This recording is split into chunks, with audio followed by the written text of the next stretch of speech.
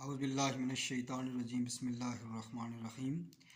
محترم ناظرین، میں غفور مداوان آپ سے مخاطب ہوں اپنے چینل مشن 92 کے ساتھ۔ انجینئر علی مرزا کے حوالے سے گفتگو ہو رہی ہے ہماری، اور یہ آخری ویڈیو میری ہوگی جس میں نے یہ وضاحت کرنی ہے کہ یہ انجینئر علی مرزا کا جو فینامنا ہے سوسائٹی میں، اس کا مسئلہ کیا ہے اور یہ بیسیکلی جڑ کہاں سے شروع ہوتی ہے۔ اس کے حوالے سے تھوڑا سا ہمیں ہسٹری میں جانا پڑے گا۔ ہندوستان میں جب 1857 کی جنگ آزادی کے بعد انگریز یہاں قابض ہو گئے اور مسلمانوں کی حکومت ختم ہو گئی، تو ہندوستان میں دو طرح کے گروہ پیدا ہوئے۔ ایک علماء کا گروہ تھا جنہوں نے عوام کو یہ پیغام دیا کہ انگریزوں کے ساتھ مکمل بائیکاٹ کریں اور اپنا ایمان بچائیں، دین بچائیں اور صرف دین سیکھیں، اور انگریزی تعلیم بالکل نہ پڑھیں، دنیاوی تعلیم سے گریز کریں، چونکہ اس سے آپ کا ایمان خطرے میں پڑ جائے گا۔ اس طرح سے دو دارے ہندوستان میں بنے،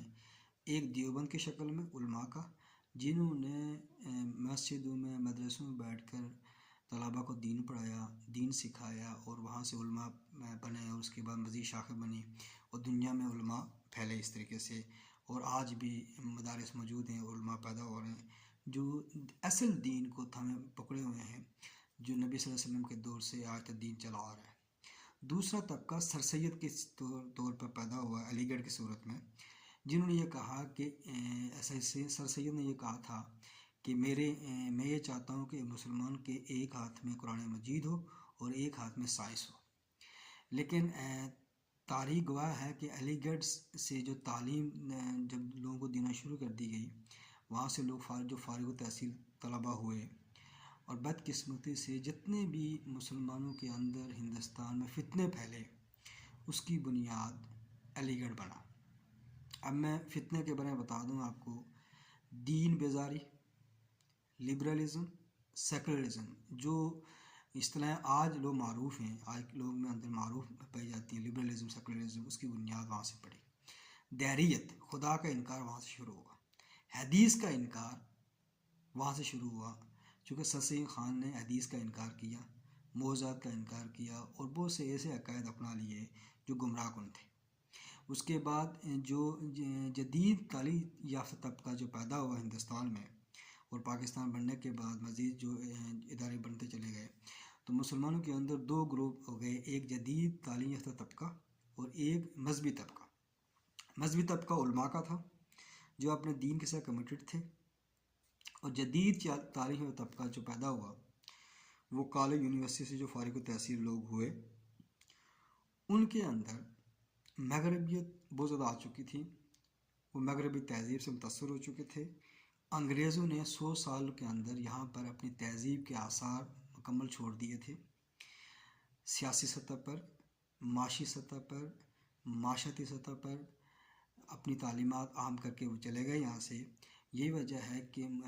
ہندوستان آزاد ہونے کے باوجود، پاکستان بننے کے باوجود، مسلمان یہاں کی زندگیاں اسلام کے مطابق گزارنے کے عائل نہیں ہو سکے، چونکہ جو طبقہ جنہوں نے مسلمانوں کو لیڈ کیا وہ سیکولر تھا، لبرل تھا، مغرب زدہ تھا، وہ مغربی تہذیب سے متاثر تھے۔ اب میں آپ کچھ مثالیں دیتا ہوں آپ کو کہ جو شخصیات جنہوں نے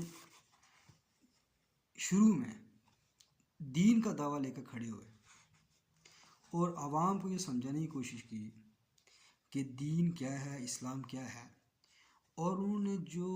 بیسک جو فلسفہ قوم کو دیا کہ دیکھو اسلام 1400 سال چلا آ رہا تھا، اب حالات تبدیل ہو گئے ہیں، اور آج کا جو ہمارا ملا ہے یا صوفی ہے وہ اسلام کو نہیں سمجھ سکتا۔ اگر آپ علماء کے پیچھے چلتے رہیں گے تو آپ اسلام پر نہیں چل سکتے۔ یہ بیسک فلسفی تھی۔ سب سے پہلے مرزا غلام قادیانی نے اس کا آغاز کیا، اس نے پھر نبوت کا دعویٰ کیا، جہاد کا انکار کیا، اور یہ قادیانی فرقہ اسلام سے جو خارج ہے پیدا ہو گیا، اور ان لوگوں نے یہ لوگوں کو پیغام دیا، اس فرقے کے لوگوں نے، کہ جو اصل فتنہ ہے وہ مولوی ہے۔ نمبر 2، ہندوستان میں ایک شخصی گزری علامہ مشرقی۔ یہ انہوں نے ایک تحریک چلائی تھی، خاکسار تحریک، اور بڑے ذہین فتین آدمی تھے، MSc میتھمیٹکس یہ لندن سے کر کے آئے تھے۔ انہوں نے بھی یہ فلسفہ پیش کیا۔ انہوں نے 2 کتابیں لکھی، مولوی کا غلط مذہب نمبر 1، مولوی کا غلط مذہب نمبر 2، اور نوجوانوں کے اندر یہ پیغام دیا کہ یہ فتنہ مولوی ہے، صوفی ہے۔ اس کے بعد جو علامہ نیاز فتح پوری تھے، اور ہندوستان میں فتنہ انکار حدیث جو پیدا ہوا تھا، اس کے سرخیل پاکستان میں مشہور شخصیت گزری ہیں، علامہ پرویز۔ انہوں نے کیا کیا؟ حجت حدیث کو حجت مان سے انکار کر دیا، اور یہ کہا کہ ہمارے لیے دین سمجھنے کے لیے قرآن کافی ہے۔ ان کا بھی یہ فلسفی تھی کہ جب تک یہ مولوی معاشرے میں موجود ہیں، ہمارا معاشرہ ترقی نہیں کر سکتا۔ لہٰذا مولوی کے بارے میں جتنی تنقید یہ طبقہ ہے، چاہے مرزا غلام قادیانی ہو یا علامہ مشرقی ہو یا علامہ پرویز ہو، اور وہ تمام لوگ جو سیکولر ہیں، لبرل ہیں، ان کا ایک ہی فلسفہ ہے کہ یہ جو ملازم ہے اس کو مٹانا پڑے گا۔ آپ یہ حیران ہوں گے کہ اس دور میں جب انگریزوں کے زیر سایہ یہ لوگ پروان چڑھتے رہے، اور انگریزوں نے ان لوگوں کو نہ صرف پروموٹ کیا بلکہ ان کو فیسلٹیٹ کیا، اور ان کے زیر سایہ بعض مذہبی تحریکیں بھی متاثر ہوئیں۔ مثال کے طور پر میں یہاں کہنے میں مجھے کوئی حرج نہیں ہے کہ مولانا مودودی رحمۃ اللہ علیہ نے جتنی مغربی تہذیب پر تنقید کی، بہت اچھی اچھی کتابیں لکھی انہوں نے، اور ایک پوری تحریک برپا کی جماعت اسلامی کے نام سے، ان کا بہت کنٹریبیوشن ہے جدید تعلیم طبقے کو اسلام کی طرف لانے میں، لیکن وہ بھی اس فتنے کا شکار ہوئے۔ اور مولانا مودودی نے بھی یہی کہا کہ یہ جو ملازم ہے، جن کا مخصوص کلچر ہے، مخصوص تہذیب ہے، یہ رکاوٹ ہیں اسلام کی ترقی میں، اور یہ جو ہے نا، یہ جب تک یہ ملازم کا فلسفہ ہوگا تو اسلام کی جو جدید تعبیر وہ دنیا کے سامنے پیش نہیں کی جا سکتی۔ اب یہ دیکھ لیں، یہ پس منظر ہے۔ اس پس منظر کے تحت یہ عناصر معاشرے میں رہے ہیں، اور جب انجینئر علی مرزا، یہ چونکہ جدید تعلیم طبقے میں سے ہے، انجینئر ہے باقاعدہ یہ، اور ظاہر بات ہے یہ علامہ اقبال کچھ اشعار یہ بات کوٹ کرتا ہے، لیکن خاص کر یہ چونکہ جب نوجوان تھا، اور اس کے بعد جب یہ پہلے بریلوی تھا، بریلوی سے دیوبندی ہوا، دیوبندی سے اہل حدیث ہوا، اور جب یہ ظاہر بات ہے اب علماء کے جو علمی مقام ہے، یہ علماء کا جو علم ہے اس کا یہ مقابلہ نہیں کر سکتا تھا، تو پھر اس نے اپنی ایک راہ اپنائی، اور اس کا موضوع یہ بنا کہ جو مولوی ہے یہ فتنے کی جڑ ہے، یہ علماء ہیں، یہ فتنہ پھیلا رہے ہیں، اور اس کے ساتھ اس نے اپنے اسلاف کو بھی برا بھلا کرنا شروع کر دیا، اور یہاں تک کہ نبی کے علاوہ کسی کی بھی گستاخی کی جا سکتی ہے، کسی کو برا بھلا کہا جا سکتا ہے، یعنی علم، بزرگی، عالم ہونا، صوفی ہونا اس کے لیے کوئی معنی نہیں رکھتا۔ اب جب یہ ایک فتنے کی شکل اختیار کر دیا، چونکہ انجینئر مرزا پہلے خود فتنے کا شکار ہوا، تو جو آدمی فتنے کا شکار ہوگا تو فتنے کی تبلیغ کرے گا، اس سے فتنہ پیدا ہوگا،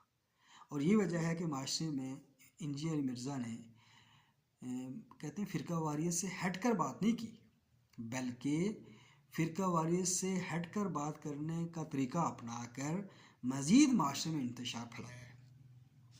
اور اب آپ یہ دیکھ سکتے ہیں کہ پاکستان کے اندر یہ جو جتنے پہلے فتنے پیدا ہوئے، چاہے قادیانی فتنہ ہو، چاہے فتنہ انکاری حدیث ہو، چاہے علامہ مشرقیت کا فتنہ ہو، جتنے بھی لبرلزم کا فتنہ ہو، سیکولرزم کا فتنہ ہو، ان سب کا مشترکہ دشمن مولوی ہے، اور انجینئر علی مرزا کا دشمن کون؟ وہی مولوی ہے، کہ وہ سمجھتا ہے کہ علماء جو ہے نا بیسیکلی برائی کی جڑ ہے۔ اب اس کا نقصان کیا ہو رہا ہے؟ تاریخ گواہ ہے کہ جب بھی مسلمانوں نے علماء کا ساتھ چھوڑا،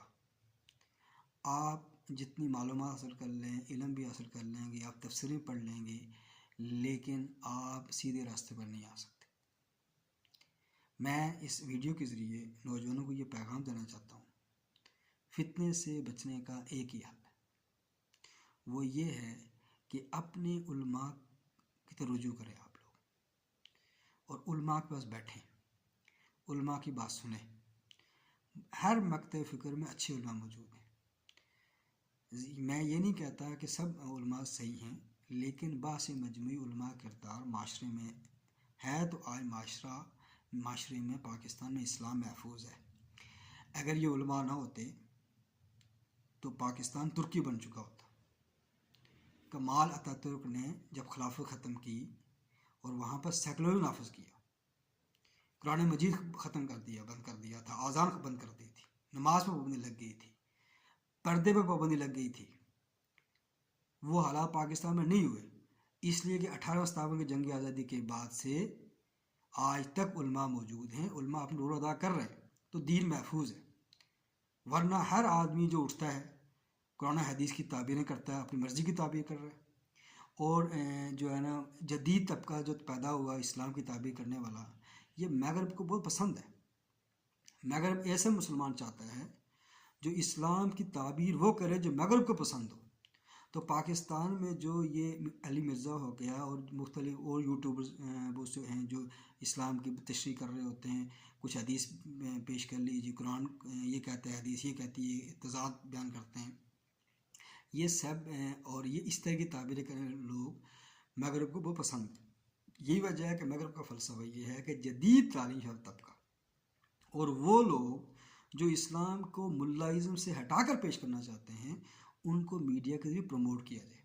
آپ دیکھتے ہیں کہ جتنے میڈیا پر بہت سے لوگ آتے ہیں، اس کے علاوہ اسلام کی تعبیریں کر رہے ہوتے ہیں، اور وہ ایک ہی موضوع ہوتا ہے کہ یہ جو مولوی ہے یہ برائی کی جڑ ہے، یہ جو ایجنڈا ہے یہ یہاں کا نہیں ہے، اس کا بیج مغرب کا ہے۔ اور آپ حیران ہوں گے کہ پاکستان میں جتنی بھی مذہب بیزار قوتیں تھیں اور اس جدید تعبیر کرنے والے مسلمان ہیں، ان میں اکثریت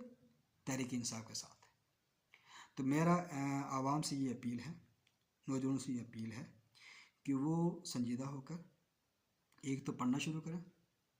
علماء کو پڑھیں، قرآن مجید کی تفاسیر پڑھیں، احادیث پڑھیں، اور اس کی جو تشریح ہے شرح علماء کی شرح پڑھیں۔ اگر انجی علی مرزا کی تشریحات پڑھتے رہیں گے یا سنتے رہیں گے، اور اس طرح کے نوجوان جو یوٹیوب پر آ کر تبصرے کرتے ہیں، بحثیں کرتے ہیں، علم ان کے پاس ہوتا نہیں ہے،